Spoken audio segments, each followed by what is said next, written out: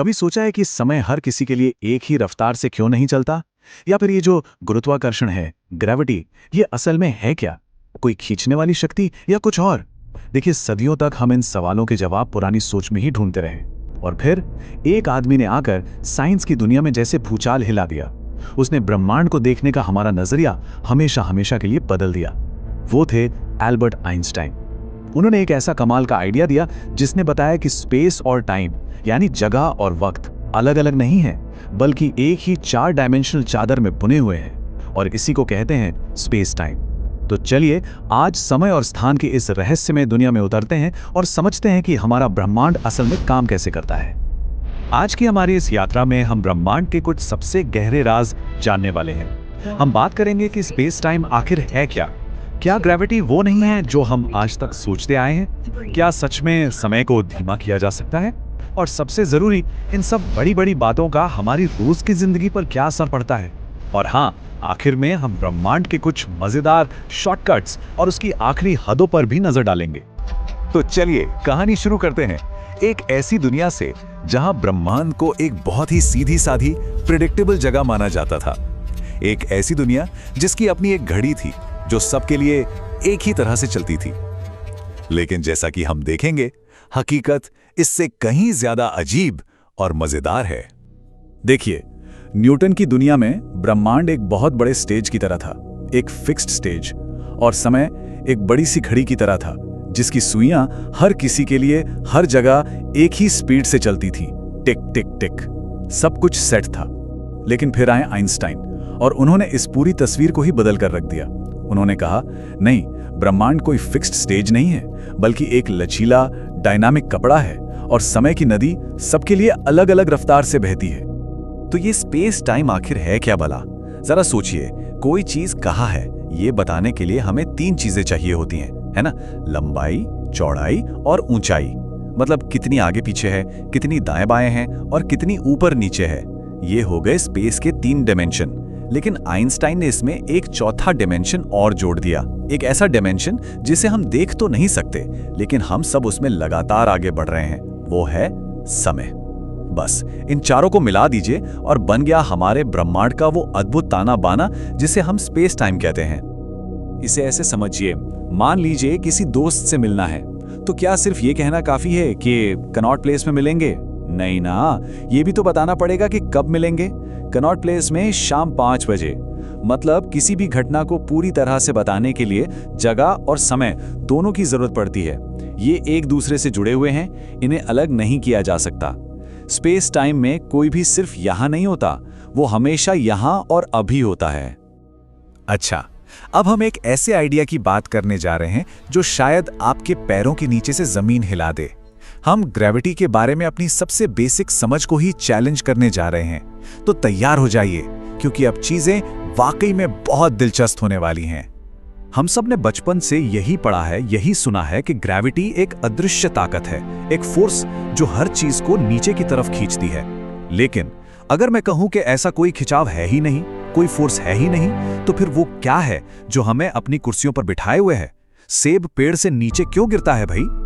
इसका जवाब आइंस्टीन की एक बहुत ही कमाल की कल्पना में छिपा है। चलिए मेरे साथ कल्पना कीजिए कि स्पेस टाइम एक बहुत बड़ी कसकर तनी हुई रबर की चादर है, एक ट्रैम्पोलिन की तरह। अब सोचिए, उस चादर के बीचों बीच हम एक भारी गेंद रख देते हैं, जैसे कि हमारा सूरज। क्या होगा? वो चादर उस गेंद के वजन से नीचे की तरफ झुक जाएगी, है ना? एक गहरा गड्ढा सा बन जाएगा। अब एक छोटा सा कंचा लीजिए, मान लीजिए हमारी पृथ्वी, और उसे उस गड्ढे के किनारे धीरे से लुढ़का दीजिए। अब क्या होगा? वो कंचा सीधी लाइन में नहीं जाएगा, बल्कि वो उस बड़ी गेंद के चारों ओर चक्कर काटना शुरू कर देगा, उस गड्ढे के घुमावदार रास्ते पे चलता रहेगा। कमाल की बात यह है कि उसे कोई अदृश्य रस्सी नहीं खींच ली है, वो तो बस स्पेस टाइम के उस झुकाव को फॉलो कर रहा है। और दोस्तों, यही है गुरुत्वाकर्षण। ये कोई रहस्यमयी फोर्स नहीं है, ये सिर्फ स्पेस टाइम के मुड़ने का नतीजा है। एक साइंटिस्ट थे जॉन व्हीलर, उन्होंने इस पूरी बात को बहुत ही खूबसूरती से एक लाइन में कह दिया था, पदार्थ स्पेस टाइम को बताता है कि कैसे मुड़ना है, और मुड़ा हुआ स्पेस टाइम पदार्थ को बताता है कि कैसे चलना है। ये ब्रह्मांड का एक खूबसूरत डांस है, जहां स्पेस और पदार्थ एक दूसरे से लगातार बात कर रहे हैं। अब हम एक ऐसे टॉपिक पर आ रहे हैं जो किसी साइंस फिक्शन फिल्म जैसा लग सकता है, लेकिन यकीन मानिए ये 100% असली है। हम बात करने जा रहे हैं समय की। हम सोचते हैं कि समय एक सीधी नदी की तरह है जो हमेशा एक ही रफ्तार से बहती है, लेकिन क्या होगा अगर मैं कहूं कि समय लचीला है, इलास्टिक की तरह, कि ये धीमा भी हो सकता है और तेज भी। आइंस्टाइन के हिसाब से समय की रफ्तार दो चीजों पर डिपेंड करती है। पहली, स्पीड, मतलब कोई जितनी तेजी से स्पेस में चलेगा उसके लिए समय उतना ही धीरे चलेगा। और दूसरी, ग्रेविटी, मतलब कोई जितने मजबूत गुरुत्वाकर्षण में होगा उसकी घड़ी उतनी ही धीमी चलेगी। इसका सीधा सीधा मतलब यह है कि समय हर किसी के लिए एक जैसा नहीं है। हम सबका अपना एक पर्सनल टाइम है। चलिए इस कमाल की आइडिया को एक कहानी से समझते हैं। इसे कहते हैं जुड़वां विरोधाभास। मान लीजिए दो जुड़वा भाई हैं, राम और श्याम। राम पृथ्वी पर ही रहता है और श्याम एक सुपर फास्ट रॉकेट में बैठकर सितारों की सैर पर निकल जाता है। श्याम के लिए उस यात्रा में सिर्फ 5 साल लगते हैं। वो नई नई दुनिया देखता है, लेकिन जब वो वापस पृथ्वी पर लौटता है तो उसे एक जबरदस्त शॉक लगता है। उसका भाई राम, जो पृथ्वी पर ही था, अब एक बूढ़ा आदमी बन चुका है। श्याम के बीते हुए 5 साल पृथ्वी पर गुजरे 50 सालों के बराबर थे। समय ने दोनों को अलग अलग उम्र का बना दिया था। मुझे पता है कई लोग अब क्या सोच रहे होंगे कि ये सब सुनने में तो बड़ा दिलचस्प है, लेकिन बहुत थ्योरेटिकल है। जुड़वा भाई, स्पेसशिप, समय का धीमा होना, भाई इन सब का हमसे क्या लेना देना। खैर, अब हम देखेंगे कि स्पेस टाइम की अजीब दुनिया हमारी सोच से कहीं ज्यादा करीब है। असल में ये शायद अभी इसी वक्त किसी की जेब में भी हो। तो सवाल वही है, क्या ये सब सिर्फ साइंटिस्ट लोगों के लिए ब्लैक बोर्ड पर लिखने वाली इक्वेशंस हैं, या फिर ये हमारी जिंदगी पर कोई असली ठोस असर भी डालता है? जवाब है बिल्कुल डालता है। और इसका सबसे बढ़िया उदाहरण एक ऐसी टेक्नोलॉजी है जिसे हम में से ज्यादातर लोग हर दिन इस्तेमाल करते हैं। कभी फोन पर जीपीएस इस्तेमाल किया है? अगर हाँ, तो आपने आइंस्टाइन की थ्योरीज का प्रैक्टिकल इस्तेमाल किया है। देखिए, जो जीपीएस सैटेलाइट्स पृथ्वी का चक्कर लगा रहे हैं, उनके साथ दो चीजें हो रही हैं। एक तो वो बहुत तेजी से घूम रहे हैं, जिसकी वजह से उनकी घड़ियां हमारे मुकाबले हर दिन 7 माइक्रोसेकंड धीमी हो जाती हैं। लेकिन साथ ही वो पृथ्वी की ग्रेविटी से भी बहुत दूर हैं, जहां समय तेजी से चलता है। इस वजह से उनकी घड़ियां हर दिन 45 माइक्रोसेकंड तेज हो जाती हैं।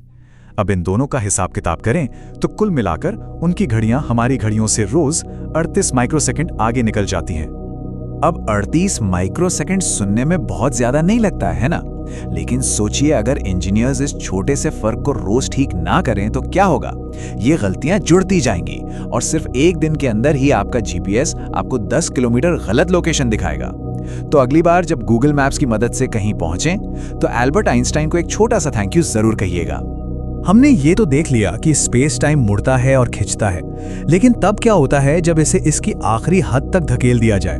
अब हम स्पेस टाइम के सबसे खतरनाक और रहस्यमयी कोनों की सैर करेंगे, वो जगह जहां फिजिक्स के सारे नियम टूट जाते हैं। ब्लैक होल, ये वो जगह है जहां स्पेस टाइम का कपड़ा बस फट जाता है। सोचिए, कोई ऐसी चीज जो इतनी भारी, इतनी घनी हो कि वो स्पेस टाइम में एक ऐसा गड्ढा बना दे जिसकी कोई तली ही ना हो।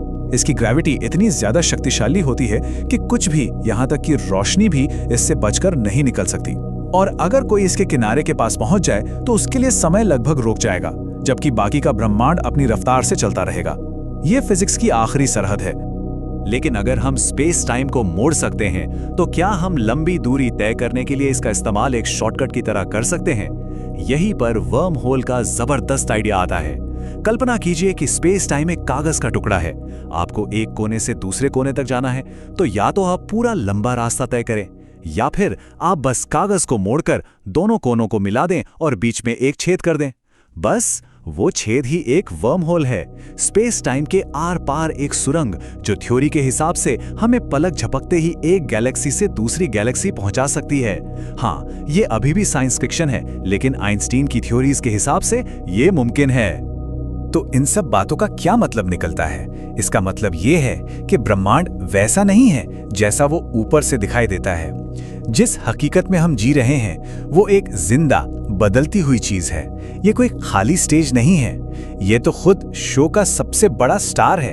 हर गिरता हुआ सेब, हर चक्कर लगाता हुआ ग्रह और आपके फोन का हर जीपीएस सिग्नल, सब के सब स्पेस टाइम के इसी कमाल के ताने बाने का सबूत है। आइंस्टाइन ने हमें ब्रह्मांड को चलाने वाली एक नई रूल बुक दी। उन्होंने हमें दिखाया कि असलियत को मोड़ा जा सकता है, उसे बदला जा सकता है। और ये हमें एक आखिरी बहुत बड़े सवाल के साथ छोड़ जाता है। अगर इंसान स्पेस टाइम के नियमों को समझकर जीपीएस जैसी चीजें बना सकता है, तो सोचिए भविष्य में और क्या-क्या मुमकिन हो सकता है। क्या हम सितारों तक पहुंचने के लिए स्पेस टाइम को मोड़ पाएंगे? क्या हम समय में ही सफर कर पाएंगे? हम नहीं जानते, लेकिन एक बात पक्की है, ब्रह्मांड हमारी कल्पना से कहीं ज्यादा अजीब, ज्यादा अद्भुत और अनगिनत संभावनाओं से भरा हुआ है।